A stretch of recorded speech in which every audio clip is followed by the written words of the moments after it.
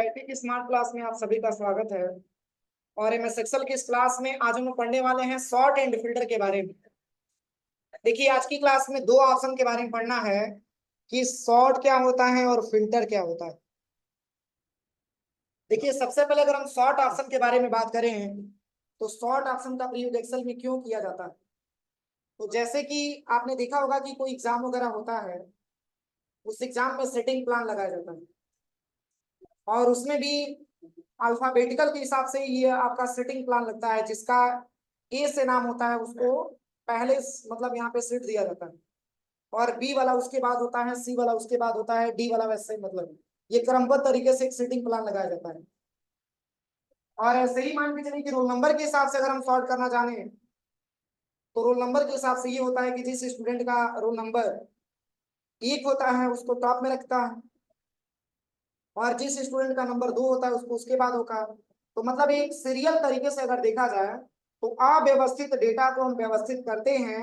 इसके लिए हमको डेटा को सॉर्ट करने की रिक्वायरमेंट आती है।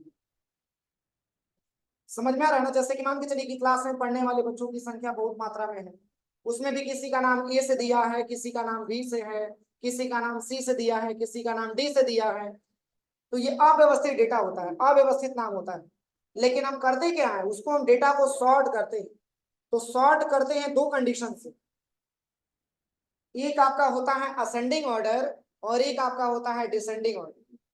तो असेंडिंग ऑर्डर के प्रयोग किया जाए तो असेंडिंग ऑर्डर का मतलब ए से लेकर के जेड तक जो क्रम होता है उसको असेंडिंग क्रम बोल सकते हैं।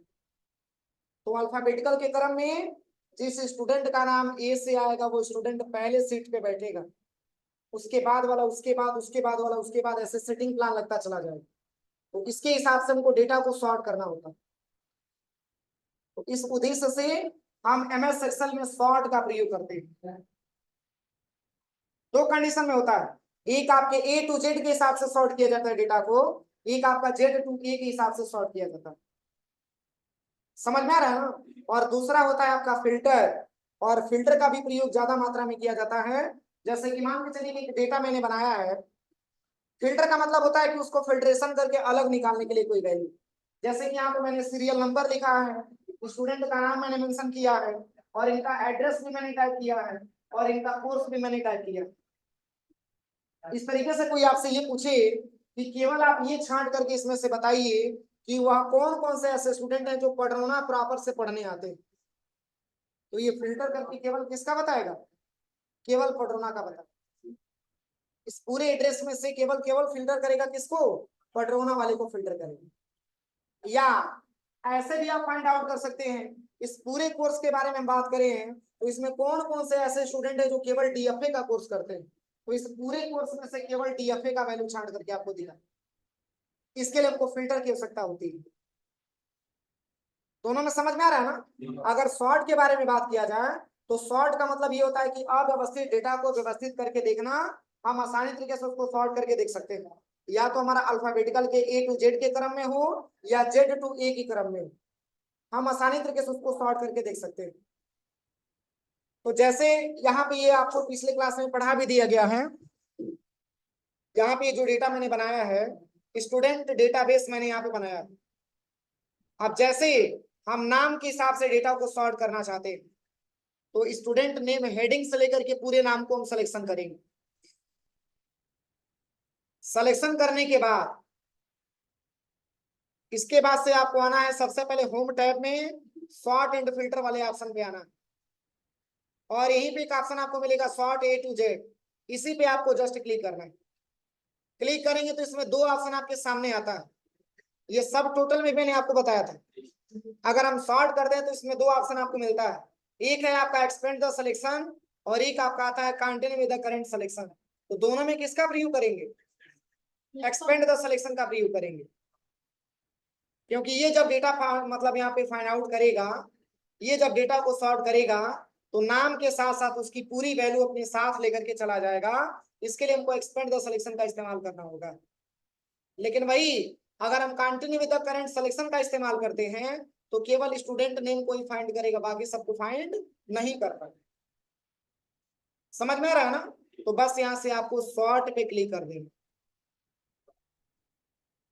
क्या समझ में आया? जिसका भी नाम ए से था उसको टॉप में लेके चलाया, देखिए उसके बाद से बी वाला, उसके बाद से सी वाला, इसके बाद से डी वाला, पूरा देखिए आप खुद देख सकते हैं।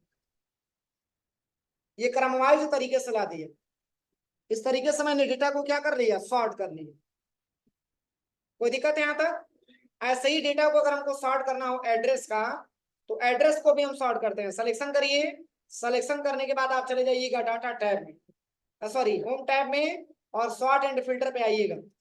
और यहाँ पे आपको लेना है सॉर्ट A to Z, और यहाँ से आपको सॉर्ट पे क्लिक कर देना।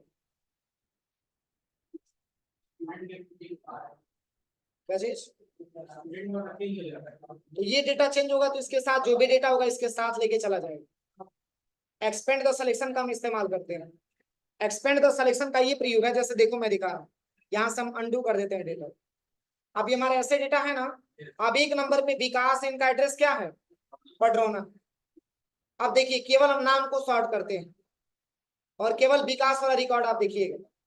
और यहाँ पे आप चलिए सबसे पहले सॉर्ट एंड फिल्टर पे, यहाँ पे सॉर्ट A to Z, और यहाँ से सॉर्ट पे क्लिक करिए। विकास का एड्रेस क्या था, देखिए यहाँ पे दिखा रहा है विकास का एड्रेस पडरौना, सही है। अब चलिए अगर ऐसे ही हमको जो है, अगर एड्रेस के हिसाब से सॉर्ट करना है, तो पूरे एड्रेस वाले सेल को आप सिलेक्शन करिए। सिलेक्शन करने के बाद यहाँ पे सॉर्ट एंड फिल्टर वाले ऑप्शन पे आ जाइए, सॉर्ट A to Z, और यहाँ पे सॉर्ट पे क्लिक कर दीजिए। अब एक नंबर पे किसका नाम था, एक नंबर पे किसका नाम था, विकास का नाम था। सही दिखा रहा है कि नहीं दिखा रहा है? समझ में आ रहा है ना? तो अगर आप इसके हिसाब से फाइंड आउट करिए, या तो आप नाम के हिसाब से फाइंड आउट करिए, ये दोनों के हिसाब से डेटा को सॉर्ट करने का काम करता है आपका सॉर्ट। कोई दिक्कत?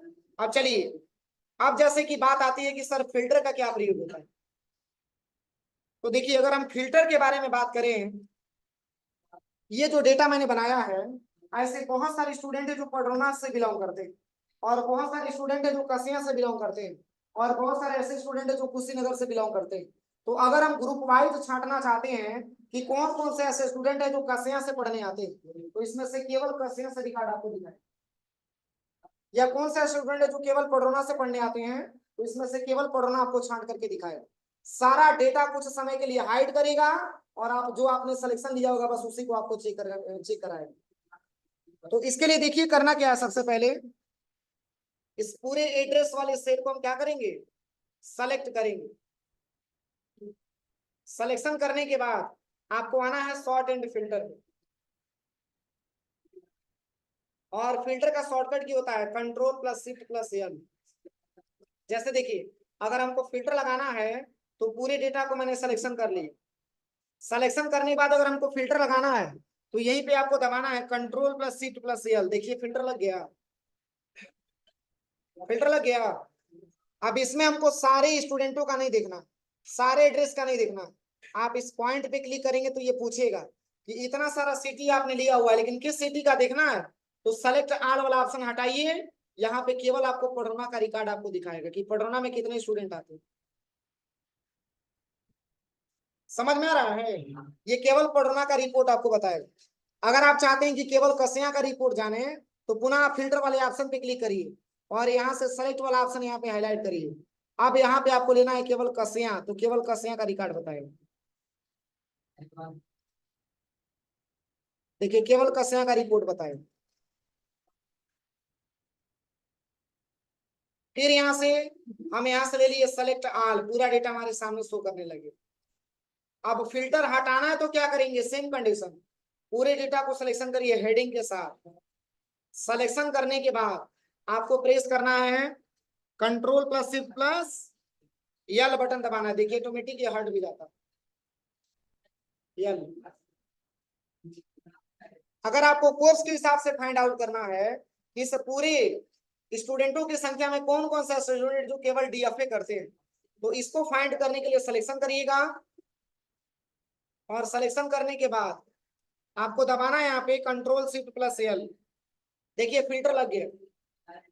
अब यहाँ पे किसके हिसाब से निकालना है, कोर्स के हिसाब से। तो यहाँ पे पूरे कोर्स वाले ऑप्शन पे आप एक बार क्लिक करिए, और यहाँ पे सेलेक्ट ऑल वाला ऑप्शन हटाइए, और केवल आप यहाँ से DFA चेक कर सकते हैं कि DFA कितने ने किया। ये केवल DFA का रिपोर्ट आपको बताया। समझ में आ रहा है? ऐसे ही अगर आप अदर कोर्स को करना चाहते हैं तो पुनः सिलेक्शन करिए और यहाँ पे सेलेक्ट ऑल वाला ऑप्शन हटा लगा दीजिए और यहाँ से जिसका भी आपको जानना है, जैसे कि हमको जानना है यहाँ पे बीजी सॉफ्टवेयर के बारे में कि कौन कौन सा स्टूडेंट जो केवल बीजी सीखने आते हैं, तो सबको अनट्री करके केवल बीजी को आप रखिए, केवल बीजी वाला छांट के बताओ। मात्र एक ही स्टूडेंट है, वो भी नितेश है, ये कप्तानगंज के रहने वाले हैं, बीजी अपना कोर्स करते हैं। और पुनः सही करना है तो यहाँ क्लिक करिए और सेलेक्ट आल वाला ऑप्शन पे अप्लाई करके और यहाँ से आप ओके कर दीजिए, पूरा आपका डेटा दिखाएंगे। और जब भी आपको ये हटाना हो तो यहाँ से सिलेक्शन करिएगा पूरा डेटा, ऐसे पूरे डेटा को आपको सिलेक्शन करना है और सिलेक्शन करने के बाद तब आपको control plus shift plus L button दबाना है, हो जाएगा। चलिए अब आप दो कंडीशन मैंने आपको बताया, एक है आपका कोर्स के हिसाब से और एक है आपका एड्रेस के हिसाब से। अगर आपसे कोई ये पूछे इसमें से केवल ये छांट करके बताइए कि वह कौन कौन से स्टूडेंट है जो केवल 15,000 रुपए का कोर्स करते हैं, केवल 15,000 वाली वैल्यू छांट करके दिखाएगा, तो सेम कंडीशन सबसे पहले क्या करेंगे, कंट्रोल शिफ्ट एल दबा करके यहाँ पे इसको फिल्टर लगा देंगे। आप यहाँ पे फी में आ जाएंगे और यहाँ से कौन से फी को सिलेक्शन करना है, 15,000, सेलेक्ट ऑल वाला ऑप्शन हटाइए और केवल 15,000 वाला फीस वाला ले लीजिए। अब ओके करेंगे तो केवल 15,000 वाला रिकॉर्ड आपको दिखाएगा, ठीक है ना। आप आसानी तरीके से यहाँ से जा सकते हैं। फिर यहाँ से पूरा रिकॉर्ड चेक करना है, फी पे जाइए और यहाँ पे सेलेक्ट ऑल वाला ऑप्शन इनेबल करिए, फिर यहाँ से ओके करिए। कोई दिक्कत? तो यही आज की क्लास में आपको समझना था और जानना था।